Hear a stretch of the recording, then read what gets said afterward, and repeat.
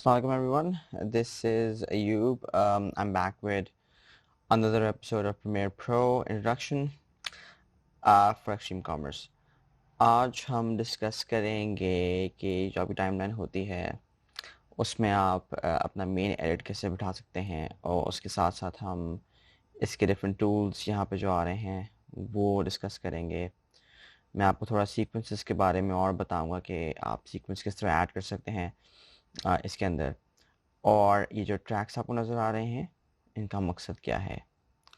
तो जैसे मैंने आपको बताया था लास्ट वीडियो में कि आप जब कभी भी आप पास कोई भी फुटेज आती है, आप उसको यहाँ जो सोर्स पॉइंट है उसमें डाल के क्लीन कर लेते हैं और उसके बाद अपनी टाइमलाइन में लेके आते हैं। टाइमलाइन ये जो आपको नज़र आ रही है इसके अंदर हम सीक्वेंसेस बनाते हैं। सीक्वेंसेस के ज़रिए ही आप एक प्रोजेक्ट एक्सपोर्ट करते हैं। कोई भी आप चीज़ अगर टाइमलाइन में डालेंगे तो वो एक सीक्वेंस कहलाएगी, जैसे मैंने आपको पहले भी बताया था इस बारे में।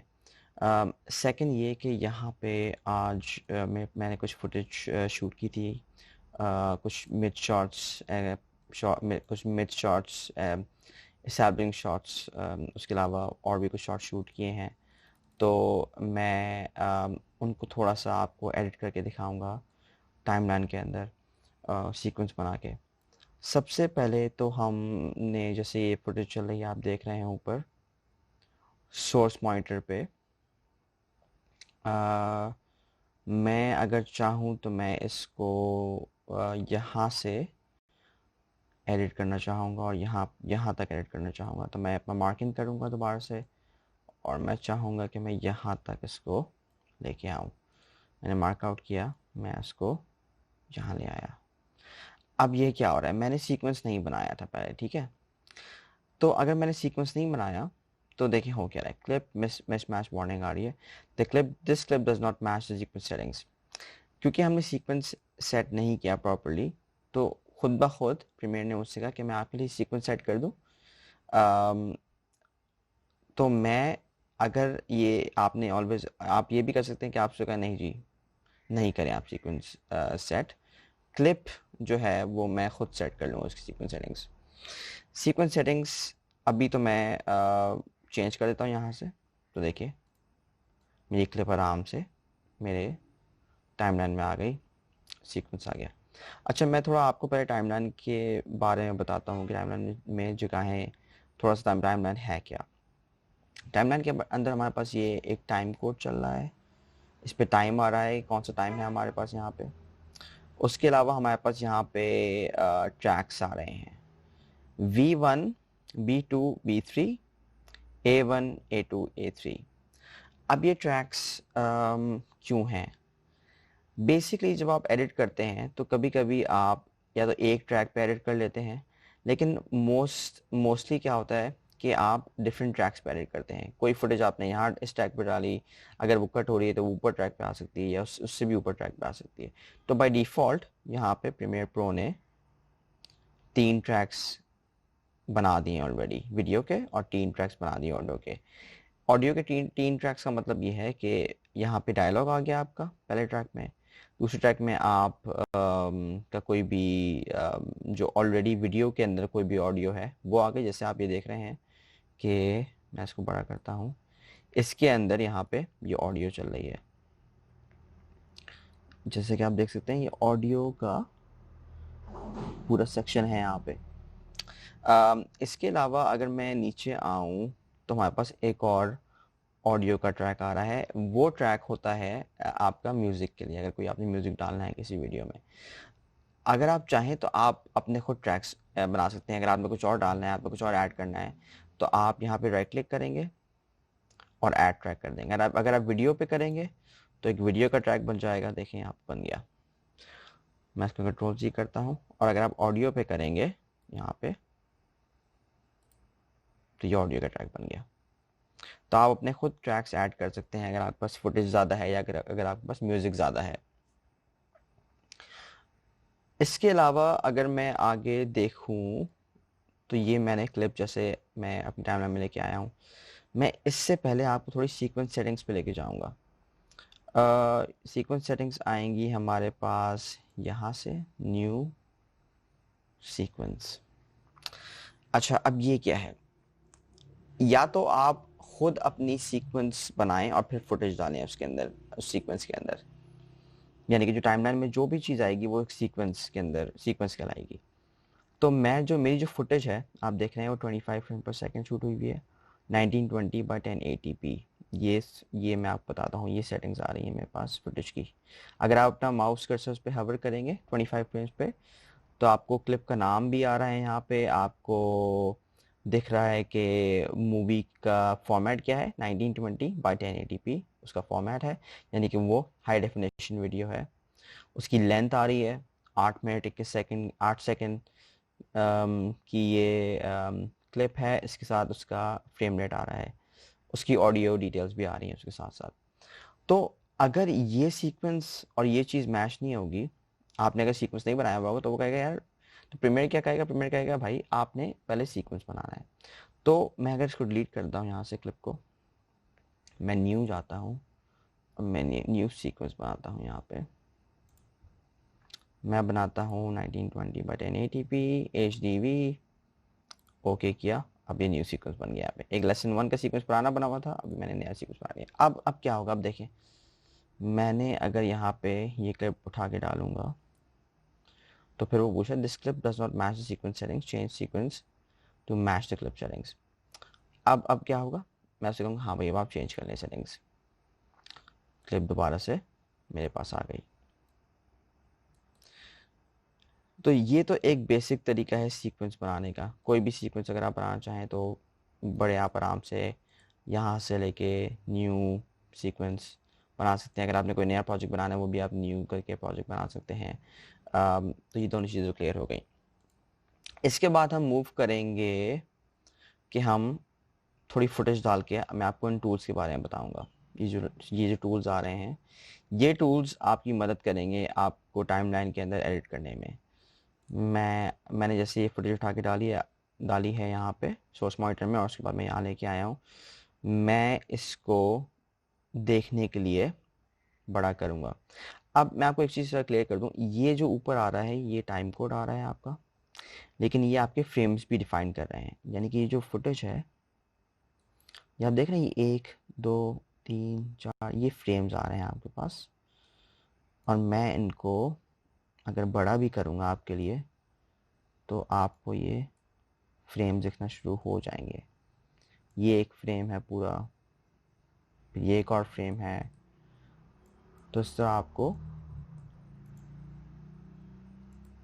ये फुटेज दिख भी रही है। अब मैंने क्या किया है, अगर आपने बहुत जूम इन करके देखना है कोई चीज़ टाइमलाइन में अपनी, या आपने कोई माइन्यूट एडिट मारना करना है, तो आप अपना ये जो नीचे वाला टॉगल कर्सर है, 2 लाइंस बनी हुई आ रही हैं, या तो आप इसको पूरा क्यों करके खींच दें, तो आपकी टाइमलाइन ओरिजिनल जो टाइमलाइन होती है उसमें आ जाएगी, आपको सब कुछ देखना शुरू हो जाएगा। लेकिन अगर आपने बिल्कुल अंदर जूम इन करना है अपनी फुटेज के अंदर, तो आप उसको लेफ़्ट की तरफ खींचेंगे और ये मेरी फुटेज अब मैं फ्रेम बाय फ्रेम चला सकता हूँ। आप फ्रेम बाय फ्रेम इससे भी चला सकते हैं, या फिर आप अपने कीबोर्ड पे जो आपके पास बटन्स हैं लेफ़्ट राइट के, ये देखिए मैं चला रहा हूँ, ये अब फ्रेम बाय फ्रेम चलना शुरू हो गई। सिंगल फ्रेम, आप ये ऊपर टाइम भी देख सकते हैं, ये अगर आप टाइम देखें तो ये फ्रेम बाय फ्रेम, ये ऊपर टाइम आ रहा है। फ्रेम बाय फ्रेम मैं इसमें एडिट कर सकता हूँ। मैंने फॉर एग्जांपल कोई भी चीज़ यहाँ से शुरू करनी है, अगर ये जो आप देख रहे हैं बच्चा जो है, ये मुझे चाहिए फ्रेम से आउट, और मैंने इसके बाद से फुटेज चाहिए। तो इसके 2 तरीके हैं एडिट करने के, या तो ये है कि मैं ये कट का टूल, रेजर टूल जो है उसको यूज़ करूँ, या फिर मैं, अगर आप क्लिप के आखिर में जाएंगे तो आपको ये एक रेड कर्सर नज़र आएगा। इससे क्या होगा, इससे आप क्लिप को पूरा लेफ्ट खींच सकते हैं और वहाँ ले जा सकते हैं जहाँ आपको मार्कर है। ये अब देखिए क्लिप शुरू हो रही है यहाँ से,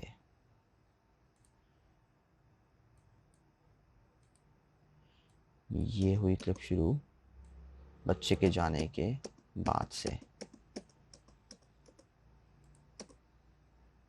ये देखिए स्मूथली प्ले हो रही है।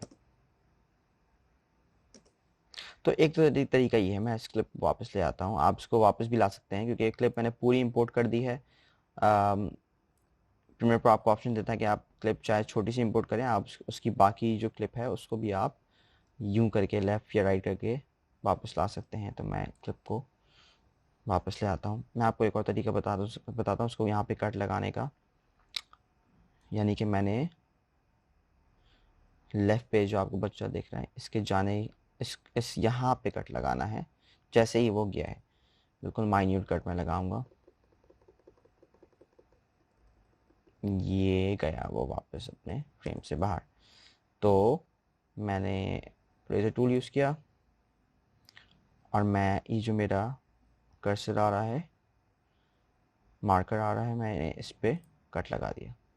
आप देखें हुआ क्या, क्लिप्स डिवाइड हो गई दो हिस्सों में। अच्छा, यहाँ पे एक और चीज़ समझने वाली है। अब आप देख रहे हैं ये वीडियो क्लिप है, इसके नीचे जो ऑडियो क्लिप है। अगर आप मैंने ऑडियो वीडियो साथ इंपोर्ट किया है तो ये दोनों चीज़ें साथ साथ मूव होंगी। मैं इसको चला, ये देखें ऑडियो भी वीडियो के साथ साथ मूव होगी। जहाँ वीडियो जाएगी वहाँ ऑडियो जाएगी ऑटोमेटिकली।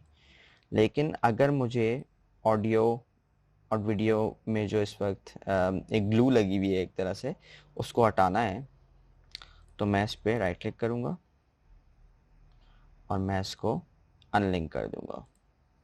अब इससे क्या होगा, अब मैं वीडियो को अगर मैंने मूव करना है कहीं भी टाइमलाइन में तो वो मैं एक सेकेंड इसको अनलिंक किया, मैं इसको बड़े आराम से कर सकता हूँ। अब देखिए ऑडियो मूव नहीं होगी, ऑडियो अपनी जगह पे रही, वीडियो को मैं आराम से मूव कर सकता हूँ। कभी कभी आपको ऑडियो नहीं चाहिए होती किसी भी क्लिप में, सिर्फ आपको वीडियो से एडिट करना होता है, तो आप वो भी कर सकते हैं। अच्छा, एक और तरीका मैं आपको बताता हूँ कि आपने अगर सिर्फ ऑडियो लेके अब सिर्फ वीडियो लेके आनी है यहाँ पे, तो यहाँ पे सोर्स मॉनिटर के अंदर आप पास ये दो चीज़ें आ रही हैं, ड्रैग वीडियो ऑनली है और ड्रैग ऑडियो ऑनली है। आप अगर इसको यहाँ से मैं ड्रैग करूँगा तो सिर्फ देखें वीडियो आ रही है, यहाँ पे ऑडियो का ट्रैक नीचे नहीं आ रहा क्योंकि मैंने उस पर सेलेक्ट किया हुआ है ड्रैग वीडियो ऑनली। क्लिक किया, उठाने की कोशिश की तो देखिए टाइमलाइन में सिर्फ वीडियो आ रही है। तो आप ये भी कर सकते हैं अगर आपने सिर्फ वीडियो टाइमलाइन में लेके आनी है अपने सीक्वेंस के अंदर। अगर मैंने कोई भी चीज़ यहाँ पे कोई भी वीडियो, जैसे मैंने ये चलानी है और मैंने इसके ऊपर किसी के ऊपर टेक्स्ट लगाना है फॉर एग्जांपल, और मुझे उसके नीचे की क्लिप डिसेबल करनी है, तो मैं इसको यहाँ से सिलेक्ट करूँगा, एक और कट लगाऊंगा और इस क्लिप को सिर्फ इस हिस्से को राइट क्लिक करके इनेबल का चेक डिसेबल कर दूँ। अब क्या हुआ, अब वो टाइमलाइन में वो क्लिप वो जगह खाली हो गई। अब मैं यहाँ पे कोई भी चीज़ डाल सकता हूँ। अगर मुझे फॉर एग्जांपल अगर मुझे ये आप जब करते हैं जब आपको कोई तस्वीर डालनी होती है ये, या जब आपने कोई टेक्स्ट डालना है तो, और आपको नीचे वाली क्लिप नहीं चाहिए, आपको उसके ऊपर चाहिए, ब्लैक स्क्रीन पे चाहिए, तो आप कट करें उस फुटेज को, जितना भी हिस्सा आपने कट करना है, राइट क्लिक करें। अगर इनेबल हुआ हुआ है, अभी देखिए अभी इनेबल हुआ हुआ है, अभी क्लिप आ रही है। अब मैंने कहा यार मैंने यहाँ पे टाइटल डालना है वीडियो का, कुछ भी टाइटल हो सकता है कि 1 2 3 या कुछ भी। मैं आपको बताऊंगा आगे टाइटल्स और वो सब किस तरह डलते हैं, लेकिन अभी सिर्फ टाइमलाइन के अंदर देखिए क्या हो रहा है। तो यहाँ पे राइट क्लिक किया मैंने और मैंने इसको इनेबल से चेक हटा दिया। अब क्या हुआ कि मेरे पास वीडियो क्लिप में सब ब्लैक हो गया। तो यहाँ पे मैं टेक्स्ट डाल दूंगा, मैं तस्वीर डाल दूंगा, मुझे जो भी कुछ डालना है वो आ सकता है। चलिए, तो अब हम आगे बढ़ते हैं, हम इसको इनेबल वापस कर देते हैं। मैं आपको एक बेसिक एडिट बनाना सिखाता हूँ। मैं इसको सारे को डिलीट करता हूँ कि आप बेसिक एडिट किस तरह बना सकते हैं। अब ये मुझे एक अच्छा शॉट लग रहा है, सैल्विंग शॉट है, इसको मैं यहाँ टाइमलाइन में लेके आता हूँ। ऑडियो भी साथ आ गई। ये जो आप एम बटन देख रहे हैं, इससे आप ट्रैक को म्यूट कर सकते हैं। मैंने भी ऑडियो म्यूट की हुई है इस वीडियो के लिए। इसकी जो अपनी ऑडियो है, अब देखिए वो प्ले होगी, यहाँ पे प्ले होना शुरू हो गई है। यहाँ पे अगर मुझे एडिट के दौरान उसकी ऑडियो नहीं चाहिए, नहीं सुनना हो क्या ऑडियो आ रही है, तो मैं म्यूट दबा दूंगा, तो ट्रैक म्यूट हो गया। अब आप प्ले करेंगे तो ऑडियो प्ले नहीं होगी। अब आप अगर इससे एक्सपोर्ट करेंगे तो भी आपकी ऑडियो एक्सपोर्ट नहीं होगी, क्योंकि आपने ट्रैक ही म्यूट कर दिया है। तो ये आप जब यूज़ करते हैं, जब आपने यहाँ पे म्यूज़िक बिठाना है, फॉर एग्जाम्पल कोई भी आपको अगर ये ट्रैक म्यूट करना है, तो आप यहाँ एम दबा के इसको म्यूट कर सकते हैं। अब हम थोड़ा सा आगे बढ़ते हैं। मैं यहाँ पे आपको एक बेसिक एडिट बनाना सिखाऊंगा। ये मेरी पहली फुटेज आ गई। मैंने इसका थोड़ा सा हिस्सा लिया है यहाँ पे। मैं सोर्स मॉड में देखता हूँ मेरे पास और फुटेज कौन सी है। मैं यहाँ पे यहाँ से लेके यहाँ तक एक फुटेज देना चाहता हूँ सीक्वेंस में। यहाँ से लाके मैंने इंपोर्ट किया, मैंने यहाँ डाल दिया। अब एक ये वाइट शॉट आ रहा है, उसके बाद एक मिड शॉट आ रहा है। मिड शॉट भी कह सकते हैं आप, थोड़ा सैल्विंग शॉट भी कह सकते हैं। ये सैल्विशिंग आ गया, थोड़ा सा मिड वाइड आ गया इस फैमिली का। अब हमने, आपको याद है कि हमने यहाँ पे जो बच्चा था उसको हमने फ्रेम से आउट किया था। एक चीज़ आप एडिटिंग में याद रखेंगे, जब भी आप एडिट करेंगे तो आप मूवमेंट का ख्याल रखेंगे। यानी कि आप जब भी कट लगाएंगे कोई भी, तो मेक श्योर करें इसमें कोई मूवमेंट आ रही हो। अगर इसमें देखिए, इसमें मूवमेंट आ रही है इस एडिट में, ये देखिए। अगर यही चीज़ मैं यहाँ से शुरू करूँ, ये एडिट, और मैं इसको साथ दोबारा स्नैप करता हूँ, एक सेकेंड, तो उसमें मुझे इतना मज़ा नहीं आएगा एडिट में। ये देखिए, स्टैटिक अगर है तो इतना मज़ा नहीं आएगा। लेकिन अगर मैं वापस से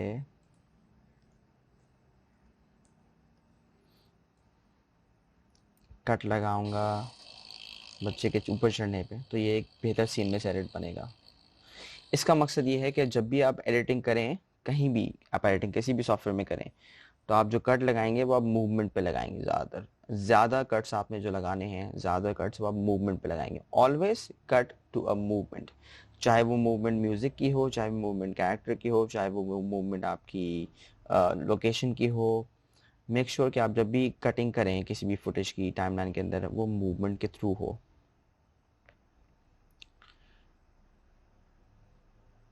तो ये तो मैंने आपको एक कट लगाना बताया है। इसके अलावा आपके पास यहाँ पे ऑप्शंस बहुत सारे हैं। आप यहाँ पे टाइपिंग कर सकते हैं। मैं अगर टाइप लेके आऊँ यहाँ पे, मेरे पास ऑटोमेटिकली ग्राफिक आ गई। मैं यहाँ पे कुछ टेक्स्ट डाल सकता हूँ, test1। अब उससे क्या होगा कि मेरा ये टाइटल भी ऐड हो सकता है इसी क्लिप के ऊपर। तो ये जो टूल्स आ रहे हैं मेरे पास, ये टाइप टूल है, ये हैंड टूल है। इससे ये होता है कि मैं इसको मूव कर सकता हूँ पूरी टाइमलाइन को ऐसे। पेन टूल है मेरे पास, मैंने कुछ लिखना है कोई चीज़, मैं ये भी कोई शेप बनाना है वो बना सकता हूँ। फिर मेरे पास स्लिप टूल है। स्लिप टूल के ज़रिए मैं इस फुटेज को ड्रैग भी कर सकता हूँ यहाँ पे। स्लिप टूल के बाद मेरे पास रेजर टूल है, मेरे पास रिपल एडिट है। अच्छा, रिपल एडिट क्या होता है इसको समझ लेते हैं। दोबारा हम इसको कर्सर पे करेंगे। अगर दो क्लिप्स के दरमियान कुछ फासला है और वो फासला इक्वल फासला, यानी कि ऑडियो और वीडियो ट्रैक बिल्कुल साथ मिले हुए हैं, और मुझे इनके दरमियानी फासला ख़त्म करना है, तो एक तो तरीका ये है कि मैं इसको पूरा ड्रैग करके यहाँ तक ले आऊँगा। लेकिन प्रीमियर प्रो आपको ऑप्शन देता है कि आप रिपल एडिट भी करें। रिपल एडिट अगर आप बीच में इनके फास्ट आप राइट क्लिक करेंगे, रिपल डिलीट, ये जो बीच का हिस्सा है इसको रिपल कहते हैं। जो भी कोई खाली हिस्सा होगा उसको आप रिपल कहेंगे और उसको आप डिलीट कर सकते हैं ऑटोमेटिकली। या तो आप ड्रैग करके डिलीट कर दें, लेकिन आप राइट क्लिक करेंगे, दो आपने क्लिप्स को जोड़ना है टाइमलाइन के अंदर, उसमें उनमें फासला नज़र आ रहा है आपको एडिट करने के लिए, या तो आप मैनुअली जोड़ दें इस तरह। ये मैंने मैनुअली जोड़ दिया, स्नैप, ये स्नैप हो गया। अच्छा एक और चीज़, ये जो आप स्नैप देख रहे हैं, जो आप लाइंस देख रहे हैं, ये इसकी वजह से हैं, स्नैप टूल की वजह से। मैं इसको ऑफ करूँगा तो ये लाइंस आना बंद हो जाएंगी। बेसिकली स्नैप टूल आपको आपकी मदद करता है, एज जो आपके क्लिप की एज है उसको, उस पर आपको एक मार्कर लगा देता है ताकि आप बिल्कुल एज पे जाके उसको छोड़ें। मैं स्नैप देखें, स्नैप ऑन करता हूँ तो देखिए आपके पास लाइंस आना शुरू हो जाएंगी। ये आ गई आपकी लाइन जब जैसे आप स्नैप करेंगे कोई भी फुटेज को।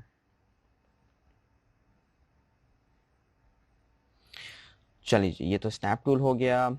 हमने कट टूल, हमने रेजर टूल के बारे में डिस्कस किया, हमने रिपल एडिट टूल डिस्कस किया। रिपल एडिट से ये होता है कि आप राइट क्लिक करें और रिपल डिलीट करें तो ऑटोमेटिकली फुटेज के दरमियान जो फासला था वो ख़त्म हो गया और एक सीमलेस मुझे कट मिल सकता है इन दोनों फुटेज के दरमियान।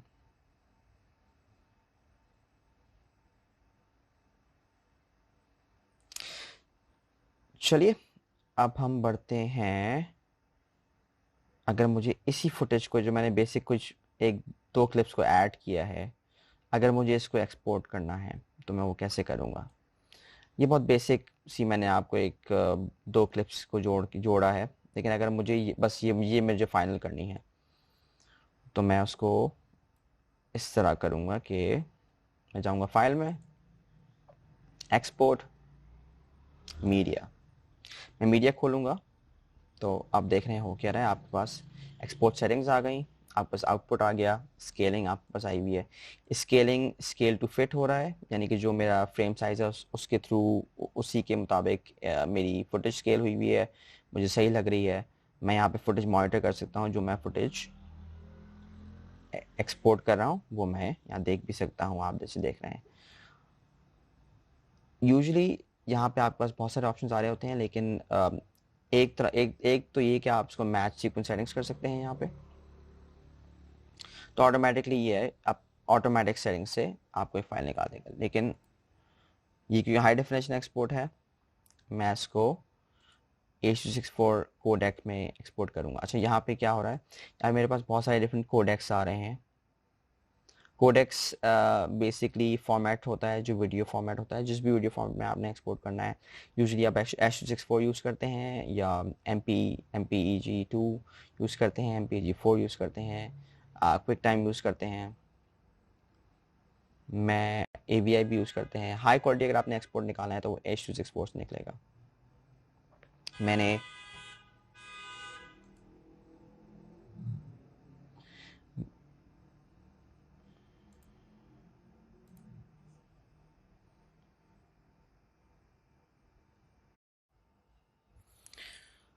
इसके अलावा आप यहाँ पे मैच सोर्स भी कर सकते हैं, जो आपकी सोर्स की जो आपकी वीडियो सोर्स है उसी सोर्स से आप एक्सपोर्ट उसका प्रीसेट लेके आप उसको भी एक्सपोर्ट कर सकते हैं। अगर आपने यूट्यूब के लिए एक्सपोर्ट करना है, यहाँ पे प्रीमियर प्रो आपको यूट्यूब 1080p, यूट्यूब 720p का ऑप्शन भी देता है। आपके पास यहाँ पे काफ़ी ऑप्शंस आ रहे हैं, फेसबुक का ऑप्शन भी आ रहा है, अगर आपने सोशल मीडिया के लिए वीडियो एक्सपोर्ट करनी है वो भी आ रहा है, 4K आपने एक्सपोर्ट करना है वो भी आ रहा है। तो यानी कि आप या तो मैच सोर्स कर दें तो वो जो क्लिप का सोर्स है उसी हाई फॉर्मेट में आपको एक्सपोर्ट फुटेज हो जाएगी, और यहाँ आप पैसे एक्सपोर्ट करेंगे तो कुछ टाइम में, ये तो बहुत छोटा सा क्लिप है जो मैं एक्सपोर्ट कर रहा हूँ आपके लिए, कुछ टाइम लेके वो एक्सपोर्ट कर देगा। वो भी हम देखेंगे वो एक्सपोर्ट्स ने कहाँ किया है और आप ये चेंज कैसे कर सकते हैं जहाँ उसकी लोकेशन एक्सपोर्ट की। उसने सीक्वेंस नंबर 2 जो मैंने बनाया था उसने एक्सपोर्ट कर दिया। दोबारा हम जाते हैं एक्सपोर्ट में, यहाँ पे आप आउटपुट नेम देख रहे हैं, इसको मैं क्लिक करूँगा तो आप ये फाइल कहीं और भी एक्सपोर्ट कर सकते हैं। यूजुअली जो डिफ़ॉल्ट सेटिंग्स होती हैं एक्सपोर्ट की वो ये होती हैं कि आपकी जो सी ड्राइव है उसमें एडोब के फोल्डर के अंदर वो पूरा सीक्वेंस एक्सपोर्ट कर देता है। और मैं अपनी विंडोज़ में जाके आपको दिखाता हूँ कि वो जो फाइल है वो एक्सपोर्ट आप देखें हुई भी है। यहाँ पे ये सीक्वेंस एक्सपोर्ट हो गया है, साउंड भी एक्सपोर्ट हो गई है, और ये जो मैंने एडिट किया था वो भी एक्सपोर्ट हो गया है, टेक्स्ट भी एक्सपोर्ट हो गया है। ये मैंने आपको बहुत एक बेसिक एग्जांपल बताई है एक्सपोर्ट, एक दो क्लिप्स को जोड़ के मैंने इसको एक्सपोर्ट किया है। ये क्लिप एक्सपोर्ट हो गई। तो आज हमने सीखा ये है कि हम टाइमलाइन के अंदर कैसे एडिट कर सकते हैं। बेसिक मैंने आपको दो क्लिप्स जोड़ कैसे सकते हैं वो सीखा है हमने। आज डिफरेंट टूल्स हैं जो टाइमलाइन के सीक्वेंस के, वो मैंने आपको बताए हैं। रेजर टूल है जिससे आप कटिंग कर सकते हैं, आप स्लिप टूल भी यूज़ कर सकते हैं, आप इसके अलावा रिपल एडिट टूल भी यूज़ कर सकते हैं एडिट करने के लिए। कोई भी क्लिप जोड़ने के लिए आप रिपल एडिट टूल यहाँ राइट क्लिक करके भी यूज़ कर सकते हैं। एक के ऊपर एक क्लिप अगर आपने डालनी है वो भी आप डाल सकते हैं यूँ करके। आप देखिए मेरी टाइमलाइन पे एक के ऊपर एक क्लिप भी आ सकती है। तो नेक्स्ट लेसन में हम थोड़ा सा और कॉम्प्लेक्स एडिट बनाएंगे टाइमलाइन के अंदर, और मैं आपको बताऊंगा कि आप सब क्लिप्स किस तरह बना सकते हैं प्रीमियर प्रो के अंदर, और एक पूरा सीक्वेंस कैसे एडिट करते हैं जिसमें एक मिड शॉट भी हो, जिसमें एक ब्राइट शॉट भी हो, जिसमें जिसमें एक सैल्विंग शॉट भी हो। तो मैं उम्मीद करता हूँ कि आप नेक्स्ट एपिसोड में मुझे ज्वाइन करते रहेंगे, and thank you so much.